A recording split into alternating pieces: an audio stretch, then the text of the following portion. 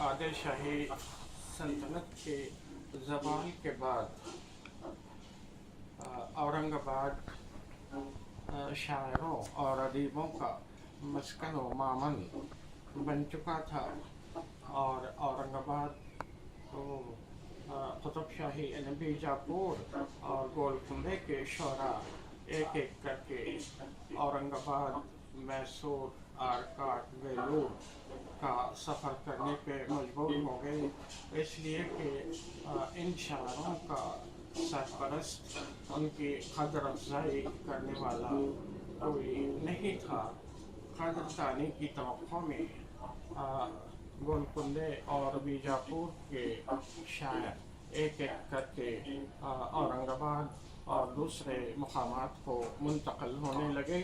اورنگ آباد کے قداور شاعروں میں دو نام ہم کو خاص طور پر خصوصیت کے ساتھ اہمیت کے حامل ہیں، ایک ولی دکنی اور دوسرا سراج اورنگ آبادی۔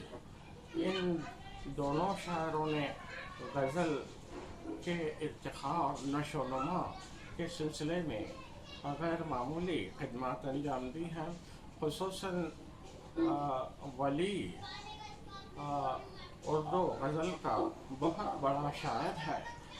ولی نے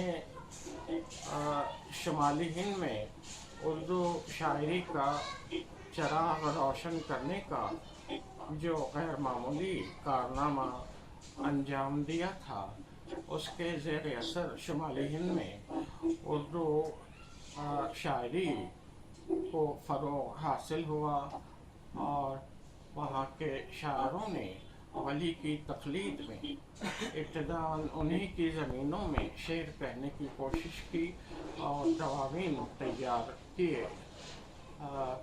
ولی کو کئی اعتبار سے اردو غزل کی تاریخ میں ایک نمایاں مقام حاصل ہے۔ ولی اردو شاعری کے ایک ایسے دوراہے پر کھڑے نظر آتے ہیں جہاں دکنی شاعری کی روایات اختتام کو پہنچتی ہیں، اور دوسری طرف شمالی ہند میں اردو شاعری کا چراغ روشن ہوتا ہے۔ اور اردو غزل کا جہاں تک تعلق ہے، صرف گولکنڈہ، بیجاپور اور زوال کے بعد اورنگ آباد ہی میں دکنی غزل نے فروغ نہیں پایا، بلکہ آرکاٹ، ویلور اور میسور جیسے مقامات بھی اردو شاعری کا مرکز بنتے ہیں، اور وہاں بھی ابتداً دکنی شاعری کی روایات اور رجحانات کو غیر معمولی اہمیت حاصل رہی، اور ان سب مقامات کے شاعروں نے دکنی روایات کو سینے سے لگائے رکھا۔ لیکن دبستان دہلی اور دبستان لکھنؤ کی شاعری میں جو روایات اور رجحانات نظر آتے ہیں وہ دکنی شاعری سے میل نہیں کھاتے، ان سے بالکل مختلف ہیں۔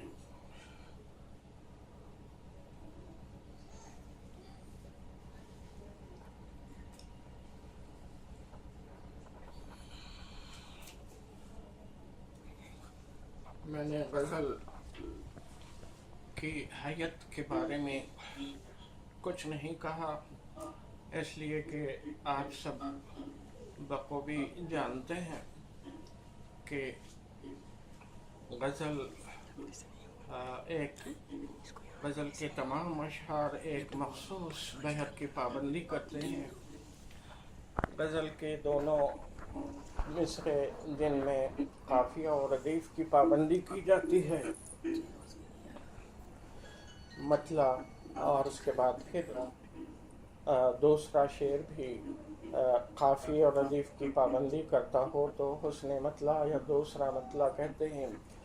اسی طرح غزل مردف بھی ہو سکتی ہے، غیر مردف بھی ہوتی ہے، لیکن قافیے کے بغیر غزل کا تصور نہیں کیا جا سکتا۔ اسی طرح اگر غزل میں اشعار مربوط ہوں، مسلسل ہوں، تو اس کو غزل مسلسل کہتے ہیں۔ غزل کا کوئی بھی شعر دوسرے شعر سے مربوط نہیں ہوتا، بالکل آزاد ہوتا ہے، ایک نظم کی طرح ہوتا ہے، ایک مکمل خیال اس میں پیش کیا جاتا ہے، اور مقطع میں شاعر اپنا تخلص استعمال کرتا ہے۔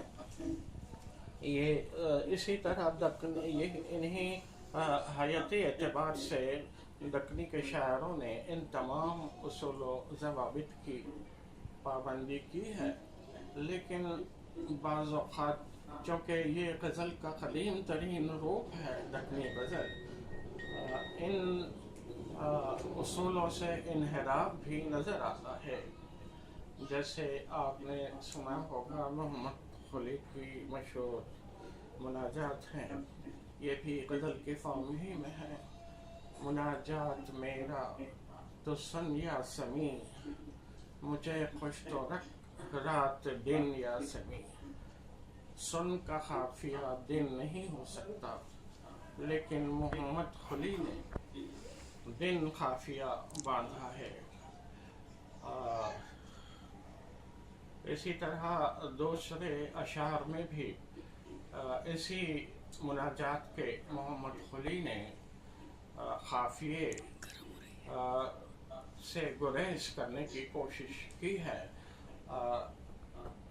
تو یہ صرف محمد خلی کے یہاں نظر آتا ہے، حالانکہ بہمنی دور کے تمام شاعروں نے، لطفی، مشتاق، فیروز وغیرہ سب نے پوری پابندی کی ہے، اور ان میں سے اکثر و بیشتر شعراء نے فارسی اور عربی میں بھی طب آزمائی کی ہے، تصنیف و تالیف کا کام انجام دیا ہے، اور لیکن جب وہ دکنی شاعری پر اپنی طب آزمائی کرتے ہیں یا اپنی مادری زبان میں شعر کہتے ہیں، تو ان تمام روایات اور رجحانات کو بالائے طاق رکھ کر بالکل آزادانہ رویہ اختیار کرتے ہیں۔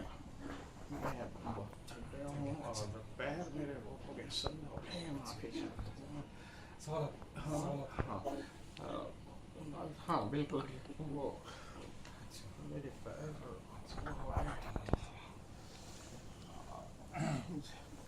آپ جانتے ہیں کہ پروفیسر محمد علی اثر صاحب کی طبیعت ناساز رہتی ہے، تو تھوڑا سا کچھ تکلیف میں محسوس کر رہے ہیں۔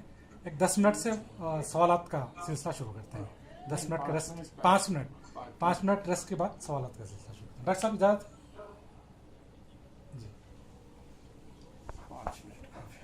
5 منٹ کے وقفے کے بعد پھر میرے پیر سن ہو جی گئے ڈاکٹر ہیں صاحب اور بہت تکلیف ہو رہی ہے، پیر لمبا کرنا چاہتا ہوں۔ اس کو ہٹائیے ذرا پلیز۔